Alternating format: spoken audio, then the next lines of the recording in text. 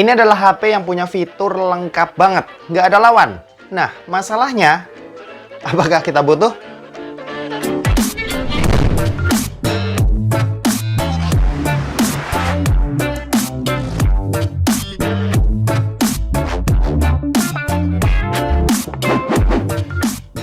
Halo guys, balik lagi sama kuliah sore bareng El di sini. Oke, kenalin, ini adalah Vivo X80 Pro, X80 Pro, flagship dari Vivo yang harganya ini 16 juta. Dengar kata Vivo 16 juta pasti langsung bikin kita heran kan ya? Biasanya flagship Vivo, contoh aja X70 Pro yang tahun lalu kita bahas, itu harganya 11 juta aja. Ya boleh aja sih secara harga ini kelihatan naik, tapi untungnya ini juga dibarengi ya sama fitur-fitur kelas atas yang disuguhin di HP ini. HP yang di semua sisinya ini juara banget. Untuk desain sebenarnya X80 Pro ini tuh ganteng banget. Tapi jujur aja di bagian frame kamera ini agak ngeganjel. Yap, ada frame kotak gede dan ada lagi frame lingkaran yang ada di bagian dalamnya. Mungkin kalau tampilannya ini tanpa ditambahin frame lingkarannya lagi, ini bakalan jauh lebih keren ya. Buat material ini kaca dengan finishing yang soft banget ketika dipegang. Untuk proteksi ini udah ada IP rating yaitu IP68, fitur yang absen ya di generasi sebelumnya. Di sisi atas ini ada lubang mic dan IR blaster. Gak lupa juga ini ada tulisan profesional fotografi.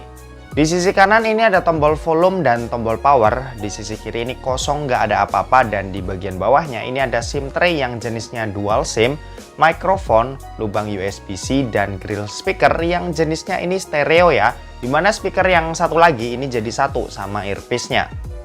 Kalau buat layarnya ini ada layar yang pakai panel E5 AMOLED. Resolusinya 2K atau QHD+, dan ini punya luas layar yang ada di 6,78 inci. Untuk layarnya ini punya 1 miliar warna, udah support HDR10+ juga dan nyaman lah buat dipakai nonton film-film yang ada di Netflix. Untuk refresh rate ini 120 Hz dan di sini tuh bisa kita set ya ke pengalihan pintar yang otomatis bisa nyesuaiin aplikasi apa yang lagi kita pakai. Nah, sebagai smartphone flagship nggak afdol kalau fingerprint nggak ada di dalam layar. Vivo X80 Pro ini tuh punya fingerprint yang beda ya dari HP-HP lainnya. Fingerprint sensornya ini punya kecepatan baca yang super duper kencang. Saat baru daftarin sidik jari pertama kali pun, ini tuh aku cukup dibikin kaget ya sama kecepatan baca daftarnya yang juga kencang. Selain kencang, ini juga punya bidang yang luas yang bikin kecil kemungkinan miss baca. Secara overall layarnya ini udah mantep banget lah buat ukuran HP flagship. Salah satu yang terbaik juga mulai dari kualitas layarnya, desainnya, hingga proteksi yang dikasih di layarnya ini. Good job buat Vivo. Lanjut, kalau buat performa, X80 Pro ini dibekali dengan mesin yang udah jadi andalan nih di HP-HP flagship tahun ini. Yap, apalagi kalau bukan Snapdragon 8 Gen 1. Chipset kenceng ini itu ditandem dengan RAM berkapasitas 12 GB dan internal storage yang punya kapasitas 256 GB. Buat performa hariannya udah pasti enak banget. Aku pakai HP ini buat main sosmed, nonton Netflix, dan lain sebagainya. Ini udah nyaman banget. Buat diajak ngegeber pun ya juga tetap oke. Main game Mobile Legends ini udah lumayan oke. Settingan yang didapat ini ada di Ultra dan frame rate yang sayangnya ini masih di high aja. Padahal secara performa HP ini harusnya ya udah mampu banget lah buat dapetin frame rate yang lebih tinggi atau frame rate Ultra di game ini. Tapi secara performa in-game ini ya udah enak banget lah buat dipakai. FPS ini rata di 60 FPS dan gak ada frame drop sama sekali. Terus lanjut buat game PUBG Mobile, ini settingan yang didapat ini bisa rata kanan ya. Mulai dari Smooth Extreme, HDR Extreme, sampai Ultra HD Frame Rate Ultra. Di game ini FPS bisa stabil juga nih di tab settingan yang kita pilih. Udah nyaman banget lah buat dipakai sampai settingan yang tertinggi pun. Terus lanjut buat Genshin Impact, ini kita coba ya pakai settingan lowest. Dan hasilnya FPS yang didapat ini ada di kisaran 55 FPS. Dan ini tuh bisa stabil cukup lama ya. Kalau pakai settingan highest, ini FPS yang didapat ada di kisaran 50 FPS. Ini udah enak banget. Gambar tetap bagus, tapi FPS-nya juga tetap tinggi. Untuk baterainya sendiri ini punya kapasitas 4700 mAh. Kapasitas yang udah cukup gede, meskipun secara angka agak nanggung ya. Kenapa nggak sekalian 5000 mAh aja? Nonton YouTube selama 1 jam, baterainya ini berkurang sebanyak 6%. Main IG dan TikTok selama 1 jam, baterainya ini berkurang sebanyak 8%. Dan buat mainin Genshin Impact di settingan lowest selama 1 jam, baterainya ini berkurang sebanyak 26%. Yap, kelihatan banget saat jalanin kerjaan yang ringan, manajemen dayanya ini bisa bagus. Dan kalau dipakai buat kebutuhan berat, ini bisa los aja asal performanya tetap maksimal.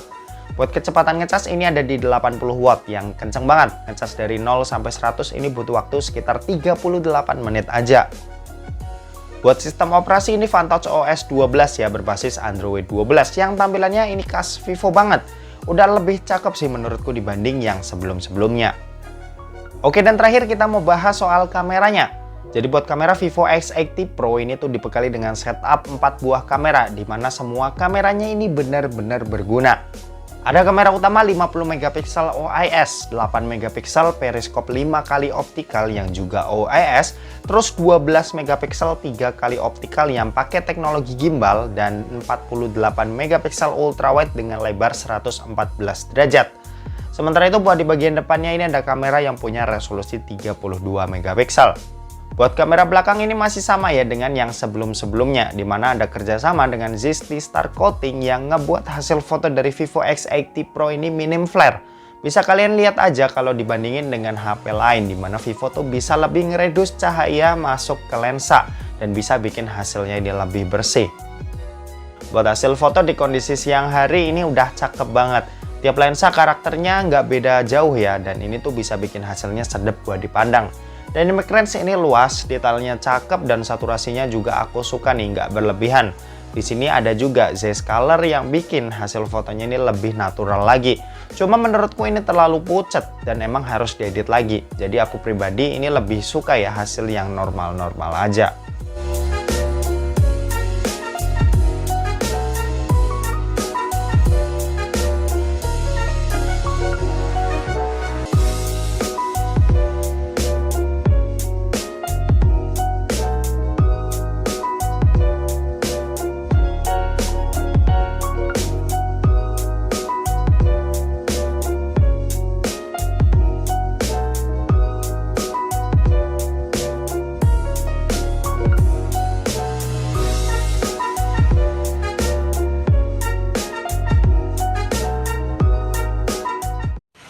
Ini Full HD 30 fps dari Vivo X80 Pro. Hasilnya seperti ini. Ini bisa pindah-pindah lensa. Contoh ini ultra wide yang lagi kita pakai. Cuma buat ngubahnya ya nggak enak ya, kayak harus di slide gitu. Ini kamera utamanya. Sekarang kita coba kali 2. Nah, ini kali 2-nya. Dan kali 5 optikal.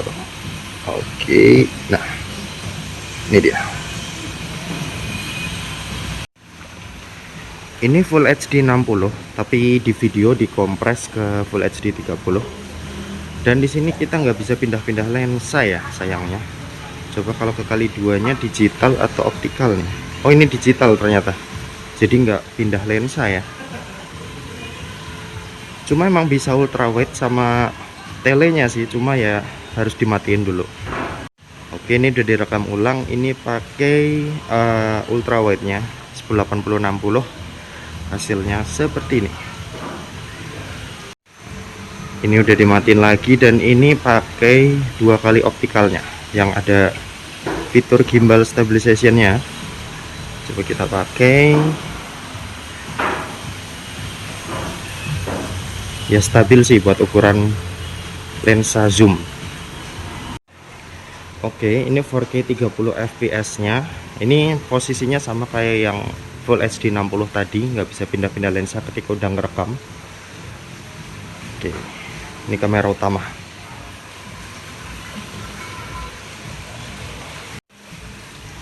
Ini yang ultra wide seperti ini. Ini yang 2 kali optikal, hasilnya seperti ini. Di 4K 60 hasilnya seperti ini. Ini kamera utama.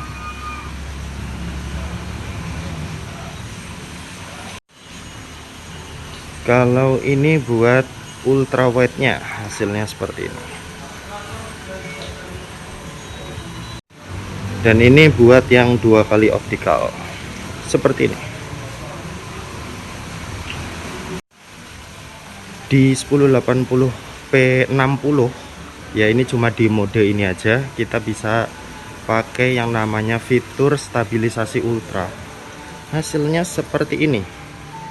Ingat ya, ini cuma di 1080 60 aja dan kamera utama aja. Hasilnya seperti ini. Kalau kita pakai lari seperti itu. Kamera depan seperti ini. Sayang banget ini cuma 1080 30. Seperti HP-HP Cina pada umumnya ya. Sayang banget, padahal ini HP yang harganya 16 juta.